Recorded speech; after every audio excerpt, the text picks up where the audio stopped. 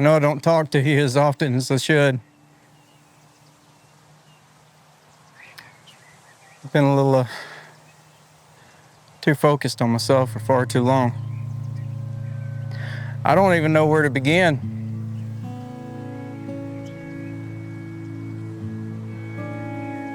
Seems like I'm only ever coming to you with my problems. But I want to be a good husband.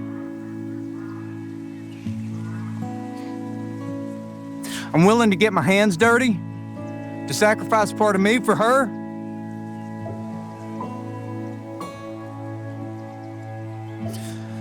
God, she makes me whole.